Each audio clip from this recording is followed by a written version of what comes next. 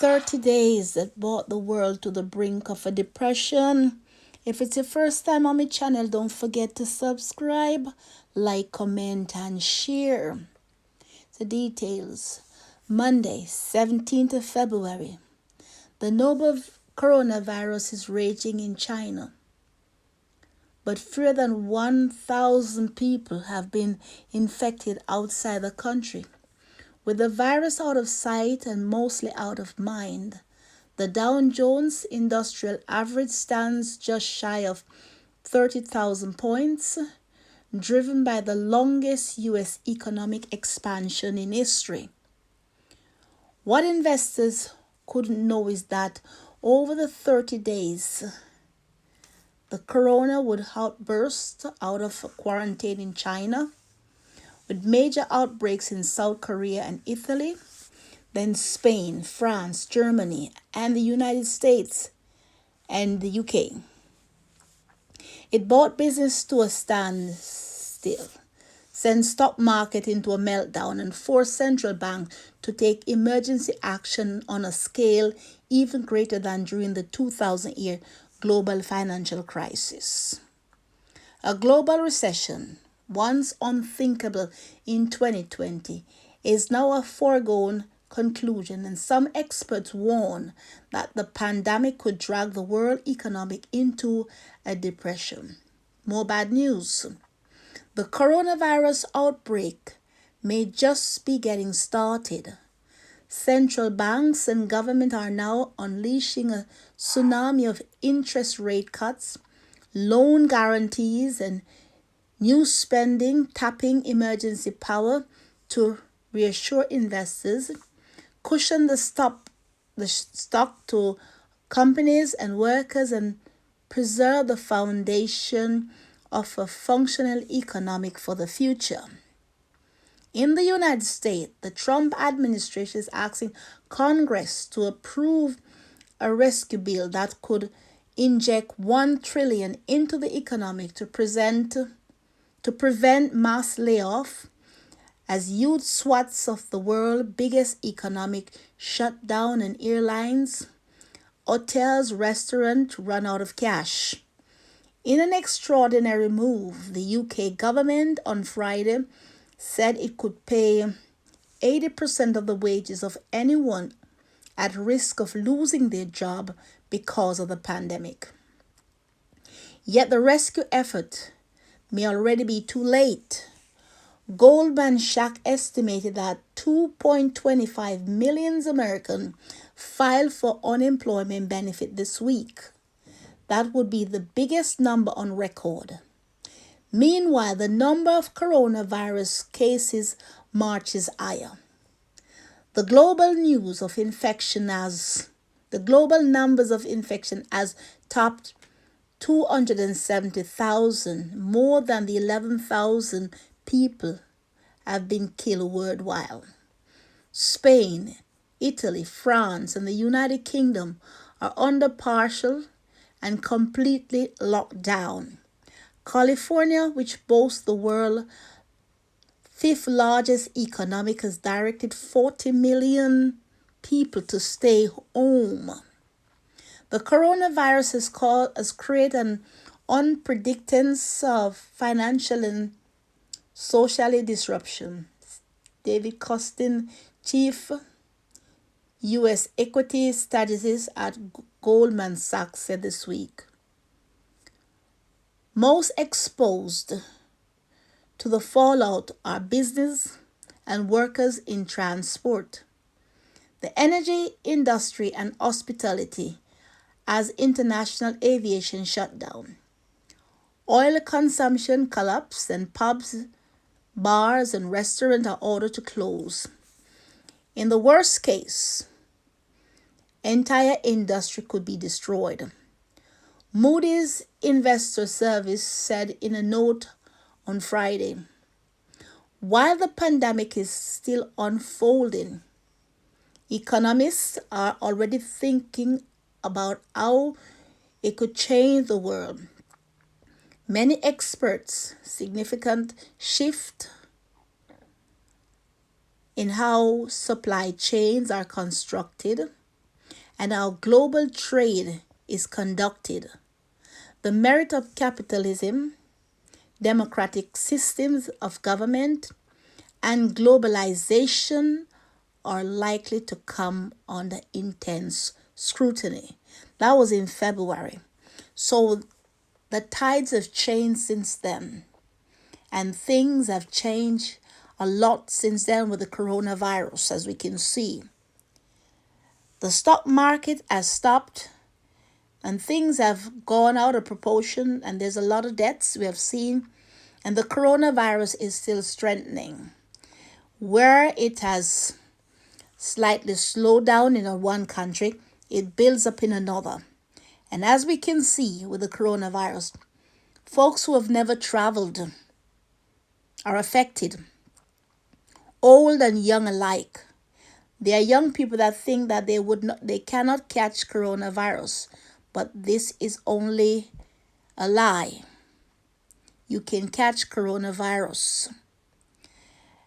Under 18 to 46-year-old, they think that it's a free will ride, so they can do whatever they does. But it's a lie. They can still catch coronavirus. And as we have heard in the past few days, the hygienic strategies that we have to learn, some of us, it seems as if we don't even know it. To get your hands clean, sneeze in your elbows, even on your clothes, change your clothes when you enter your home, get your hands washed, stay away from the crowd and all that. This is what has happened. So as we can see, the pandemic is out. I want you to listen to this clip from the CNN and to hear for yourself what they have to say. But as we said, the mainstream media sometimes said some things, but you've got to watch for yourself. Hear. Don't be blind, don't be deaf, and don't be dumb. Corona virus is worse that they have ever seen. And they do not know where it come from.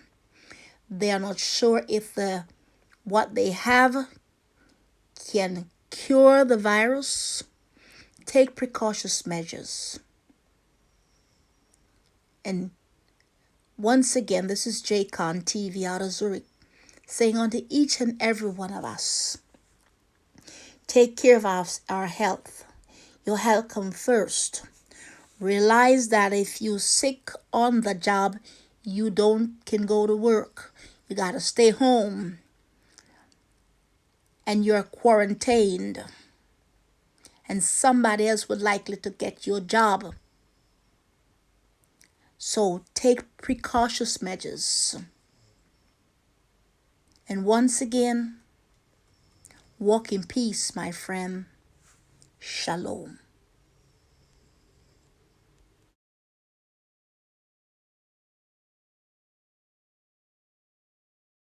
You saw my jaw drop on Monday when you told me that you think we could lose 1 million jobs in the month of March alone. Right. Now, all estimates are, even from the federal government, this thing is going to last a whole lot longer than a month. They're preparing for even 18 months of this and multiple iterations of the virus. Looking into April and May, what's going to happen to U.S. jobs? Right. And I think that we should remind ourselves, Poppy, that you and I started talking about this in early February.